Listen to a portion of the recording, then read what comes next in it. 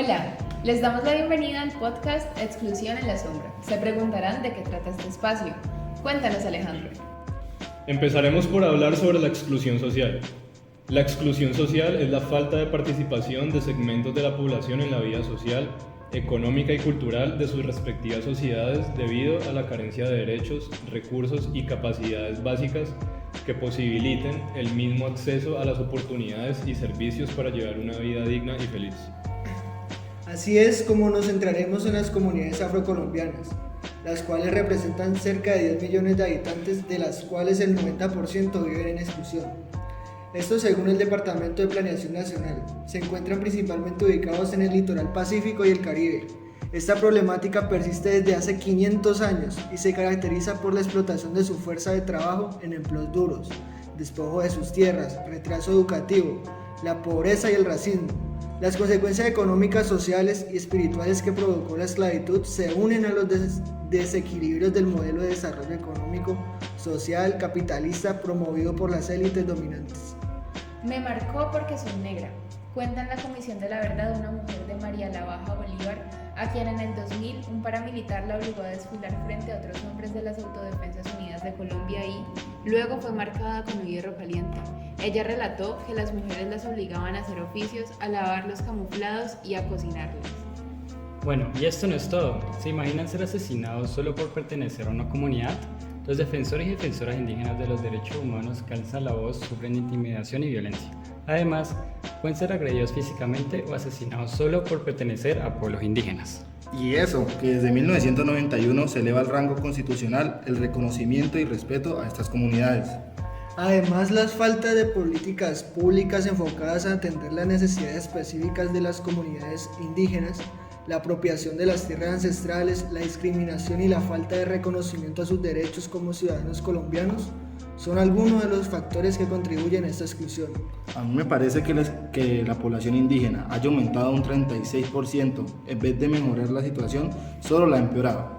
No digo que el crecimiento de esa población esté mal, solo que el gobierno y Estado colombiano solo se están endeudando más históricamente con esta población. Pero tanto el Estado colombiano como la sociedad han desempeñado un papel muy importante en la reproducción de esa exclusión social. Aquí te muestro un ejemplo. Así como ya lo había mencionado antes, la falta de políticas adecuadas y lo que acabas de mencionar acerca de la corrupción en la administración de los recursos han hecho que empeore esta situación. Y por parte de la sociedad, la falta de comprensión y aceptación de la diversidad cultural de Colombia también ha contribuido a la discriminación y marginación de las comunidades indígenas y afro. Bueno, como resultado surgen diferentes problemáticas, como la pobreza. El 63% de la población indígena vive bajo la línea de pobreza y el 47.6% no tiene los ingresos suficientes para adquirir una canasta de alimentos que cubra los requerimientos alimenticios mínimos diarios. Además, con frecuencia, las Fuerzas Armadas hurtan los bienes y ocupan las viviendas y edificios comunitarios, limitando y perjudicando la libre circulación de alimentos, medicamentos y demás necesidades básicas. Otra situación alarmante es la gran ineficiencia del mecanismo de consulta previa. El Estado colombiano tiene el deber de consultar a los pueblos indígenas sobre las decisiones administrativas y legislativas que pueden afectarlos.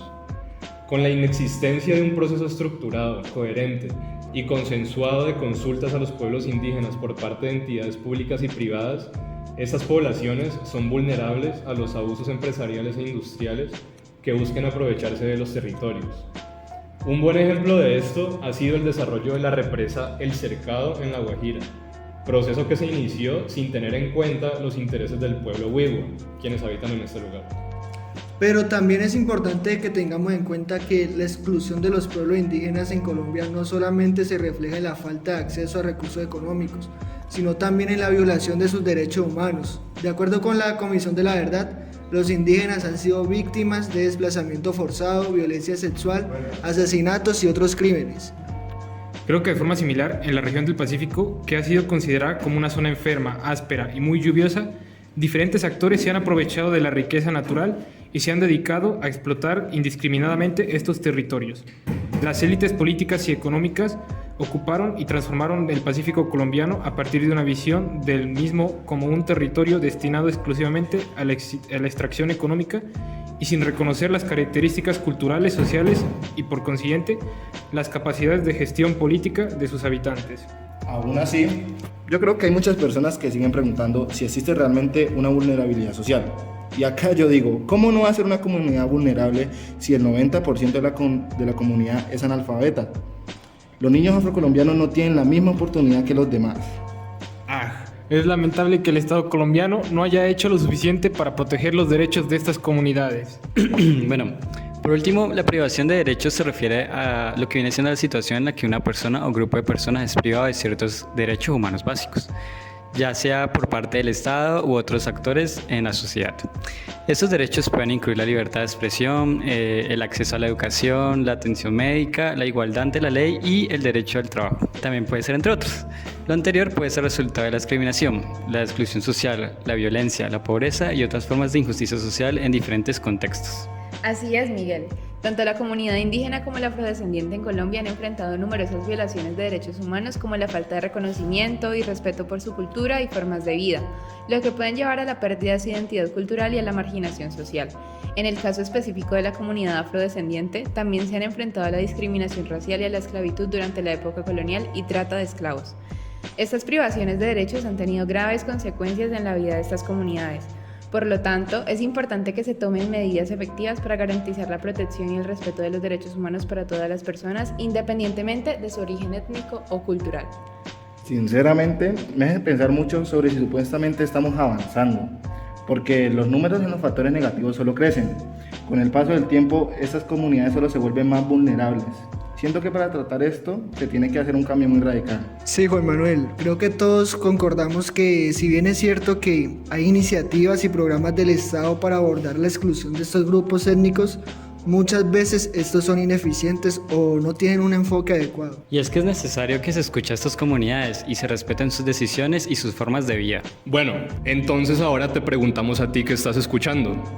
¿Qué crees que podrías hacer para contribuir a que la exclusión hacia esas comunidades disminuya?